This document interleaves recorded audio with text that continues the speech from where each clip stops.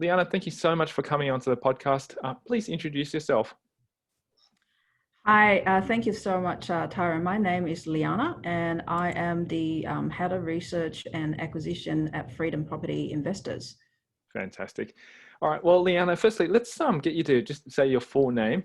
You've said your title already. Maybe just share a little bit about your background, and feel free to brag about it, about what you've done in the past. My name is Lianna Pan, and I've actually built a portfolio of properties of about 26 properties now over the past 12 years, and retired myself from my corporate career as an actuary. And now with Freedom Property Investors, which I've co-founded with my business partner, Scott Crew, we're helping big community of investors to do the same as well. That's fantastic. It's phenomenal. I mean, like, you've got a reasonably sized portfolio and financial freedom, helping so many people. So I'm really, really impressed. Just share with us a little bit about, maybe you say in 60 seconds or less, what do you do in any given day at this point in time?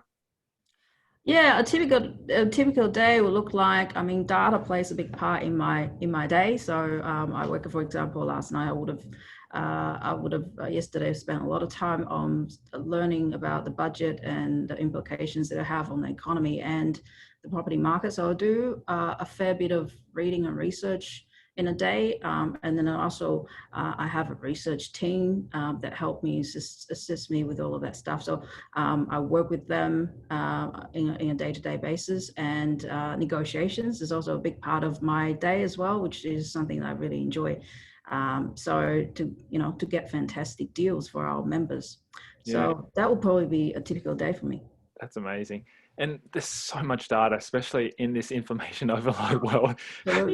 How do you pull all this data together and then go, okay, that's where we should be heading? Like, it's I'm actually extremely grateful for the career that I had as a data scientist and actuary, which is actually our whole job, and our whole training is about how to make sense of a lot of data and very complex data, and how to actually understand and find patterns within that data, and using that to actually predict the future. So I used to work for insurance companies like QBE, NRMA, and so forth, and banks such as Suncorp, and lots of financial institutions were hired to do just that, to actually predict what is going to happen. If, for example, we do premium, we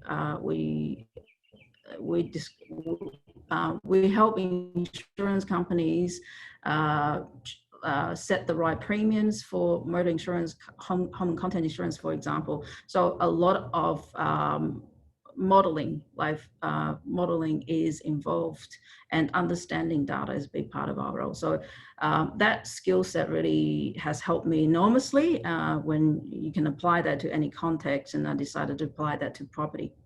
That's great. It's really interesting, and I will definitely delve a little bit more into this episode and find out a bit more, how that's related to property. But let's take a step back and get to know you personally, Lianna. Perhaps share with the audience, firstly, where did you grow up? Oh, I was born in China, and actually in the southern part of China, and I was in China until I was about 14, and then I came to Australia. And I came from a very, very humble beginning. My parents, just to tell you some interesting story. My parents, when they first got married in China, they actually didn't have anywhere to live. And so my grandparents took them in and built a room on top of my grandparents' really old house.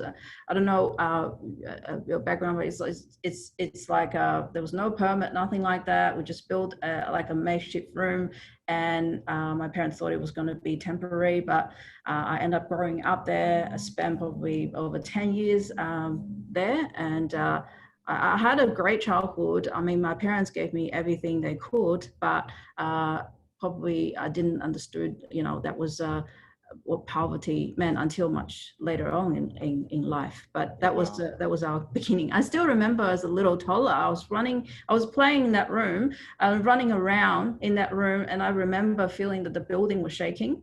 So that's one of my very clear childhood memories. Yeah. Wow. So you grew up and went to school around in China as well too. Which part of China in the south did you say? Fujian province, so not Yep. far from Taiwan, actually. Yeah. Yeah, yeah, I know where that is. My parents have gone back there. Like my mother is originally from Guangzhou, so yeah, that's why I've been back there to visit and have a look, and been back to those provinces quite. Yeah, I guess it's just history because we like to find out where our background comes from as well too. It's a lot has obviously changed, and there's been so much growth there as well. Have you been back there since then? Yeah, I've been back a few times, and a lot of the city that I grew up in is unrecognizable today. Just Mm. it's amazing how much can change in a short sort of space of time in China. Yeah, I can imagine. So much as I guess China's moved very, very fast in such a short period of time. It's grown exponentially, with that kind of growth. So growing up in China and also going to school, tell me a little bit more about your schooling. What was that like? Yes, in China, so like all the parents, they wanted the best for the children, and mine was no exception. So from very very young age, my mom, for example, really just taught me how you got to really apply yourself and study hard. So I could just remember that I was always studying as a little kid. And I was always a very good student, very well behaved and good student at school. So that's probably one of the biggest thing. And I'm extremely grateful for my parents for instilling that sort of discipline in myself at a young age.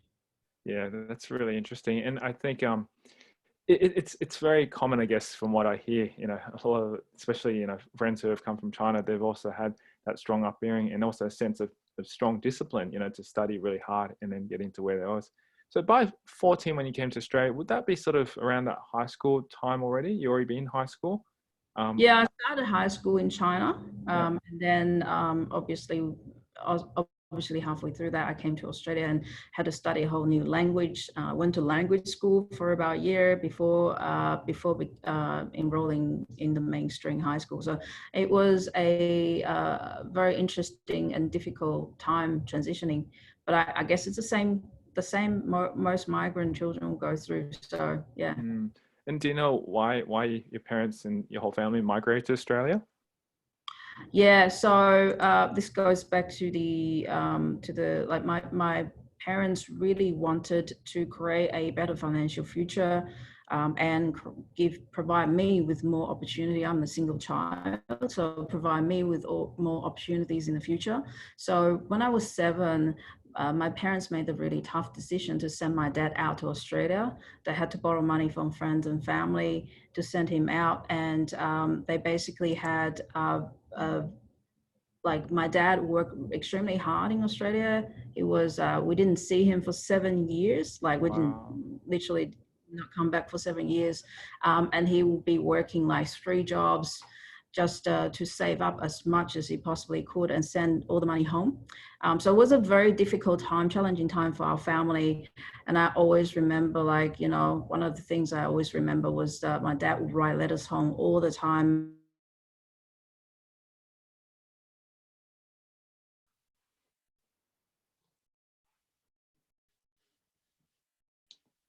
And so 7 long years, my father will write letters home all the time. Like every couple of days, we'll get a letter from him.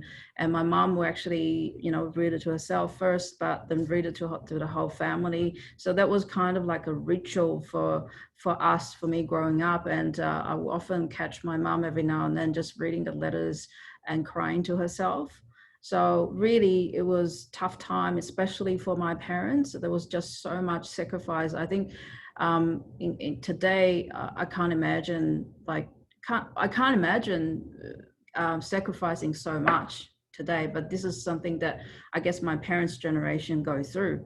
And so I've always been very, very grateful for what they've done for me. And from very early age, I really wanted to make them proud. So, by studying really hard and doing the best I could, and also getting onto a great career, and not having, so that they don't have to worry about retirement. and finding way in which you can create financial freedom for my parents and myself. Yeah, so I set them up for their retirement. That was a biggest, like really big goal and motivation for me for the past 10, 15 years. Yeah. Yeah, and you've definitely achieved that. It's so great to hear that story. It's amazing, like what has you've been able to achieve, and also what your parents have also been able to achieve for you. Maybe this would be sort of an ignorant question for me to ask about. Were there phones besides the mailing? Did you ever get to talk to your father during those 7 years? Yes. If you remember back in the 90s, Yeah. there was no like mobile phones or something Yeah. like that. And so every week or 2 weeks, my dad would actually queue up at the local Telstra phone booth, like just Yes. I remember that. just unimaginable this day. But the international phone calls used to be so expensive. That's Yeah. why he used to write, and he would allow himself, a few minutes each week and queue up like all the other people that were doing similar things, and just to talk to my family. So it was always a very emotional time. Like it was a special occasion once a week that we get to talk to our dad, to talk to my Wow. dad. Yeah. It's heartbreaking for me just to hear that. I mean, Thinking like, about it almost brings tears to my eyes. Yeah, it's just, yeah, I can't imagine. no, going back when I mean, yeah. I mean, I couldn't imagine how your mum must have felt for quite a long time. Not to have your father there with you side by side, but just to be able to talk. That once a week or twice, or once every 2 weeks or so.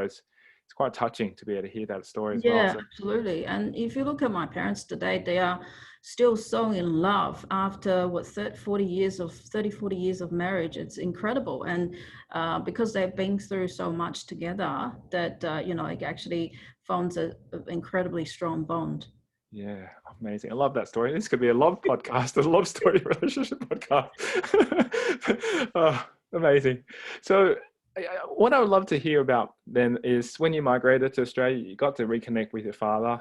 Is that correct? Your mum Yes. and yourself, you moved into Australia. So, at that point in time, where was your father located when you moved to Australia? Was it based in Oh, Sydney or? yeah, in Sydney. So I've always been Sydney, lived in Sydney my whole, ever since I moved to Australia, I've always been in Sydney. So yeah, that's where my dad was, and he was working at a factory as well. So yeah, he was a boiler maker.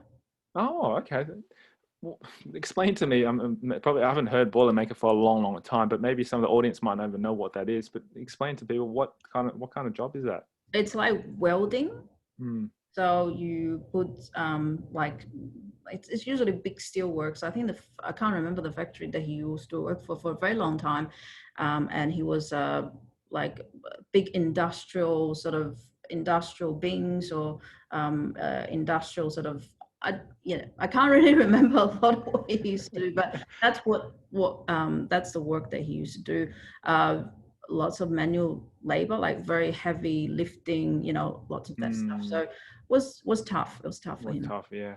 And mum, did she come as well, look after you, take you to school, and did she also go to work as well, or was she? Yeah, she used to work as well, and just sort of doing whatever she could get, whatever work she could get. Yeah. And when I was 18, 19, they started a little business, a convenience store, and they must have been in that business for more than 10, 15 years, until they retired. Oh, great. And tell me a little bit about you growing up. You went to high school here. Did you go to somewhere? I'm assuming you went to somewhere in Sydney for high Yes. school as well. Yeah. What was high school like for you? Yeah, like I think the transitioning, the transitioning, the cultural shock, that was the first part of it. And but my high school, with my high school, I think they did have really good programs for immigrant children, so they really took good care of us. So I didn't feel as much of the, like the make the transition easier. And then it was just about, again, I was a really I really wanted to do really well out of high school, so that academic was my main focus. So I remember going to weekend schools to improve my learning, and I took up like 4 unit maths when I was in year 10, for example, and Wow. a whole heap of subjects, year 12 subjects. I did maths Olympia, physics Olympia, all that sort of stuff. I got into all Wow. that. Just trying to do the best I could, and I really got into it. And you know, I was had always been a very keen student, and I got a lot of, you know, I felt that it was really rewarding for me as well. You kind of get into the habit of learning, and it just became it became a passion, a hobby. Yeah, yeah. Oh, that's amazing. So after high school, I'm assuming you went to university to study what you studied, which was actuary. Is that correct? Yeah, Yeah. yeah. So tell me a little bit about that. It must have been also another shock as well, because you're going from high school to study at university, and you know the world changes when you go to university because you're not necessarily having to go to specific classes. What was that like for you at university? Yeah, it was an interesting transition. I think actuarial science was one of those things where you had to get like 99 or above just to get into that degree. So you came from an environment where you're basically the top of your class all the time to an environment where everybody was like really amazing.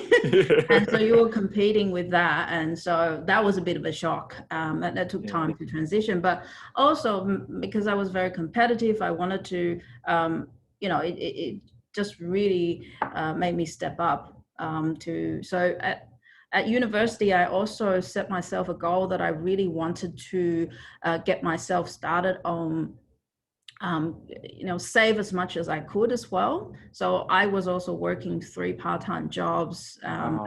at university, and luckily the university gave me a lot of opportunities. So I was working as a tutor. I was tutoring younger students or year 1 students and so forth, because by that time I've done a lot of uni work before coming into uni, especially in the area of maths. That worked out really well for me, and you know, I was just saving as hard as I could, because I wanted to, you know, set myself up as quickly as possible and set my parents up. Yeah. Wow. That's And that was amazing. another thing my parents taught me, is just, you know, like the discipline of saving, and that's something I'm again incredibly grateful for. Mm. It's so easy to spend, especially in today's economy Oh, too. totally. You don't even see the actual physical amount there anymore. It's just tap and then you go kind of thing. So saving is so, so important, and especially for property investing, which I'm pretty sure we'll probably talk a little bit more about that. So tell me a little bit about those jobs that you did. You did 3 part-time jobs while at uni. Like what kind of jobs were they? Be curious as to. Yeah, one was as a tutor. So at uni, you could tutor classes. So I was tutoring when I was in year 2 in uni, for example. I was tutoring year 1 students, and so forth. And so I did 3 degrees as well, which really helped. So that meant I can tutor lots of different disciplines. So I was tutoring statistics, economics, and math subjects at uni, and that really supported me because it was easier. I could just easily go to one of my lectures and then finish my lecture, go to a tutoring class. So that was one. The other one was actually as an IT support at the university library, and Wow. that really helped as well. So it was just quite a few tutoring jobs for different departments, and then also being the IT support. So really helped because all my jobs were actually on campus, so make things a lot easier. Otherwise it would be pretty difficult.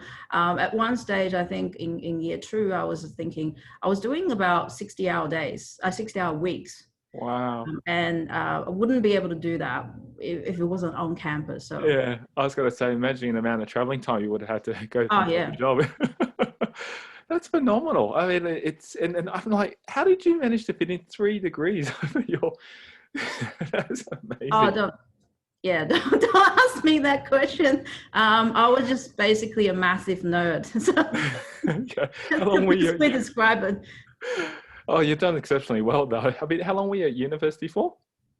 4 years. So Wow. Okay. yeah. That's exceptional. I mean, I mostly hear people do double degrees and it takes them 5 years. You managed to do 3 degrees in 4 years.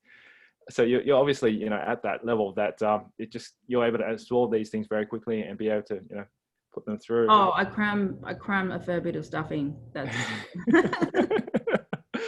But you know, at Fantastic. uni, you don't have to go to like a normal degree will give you maybe 12 contact hours or Sure. that sort of stuff. So you can actually you can actually do double, triple degrees, and that would just mean double, triple the contact hours. But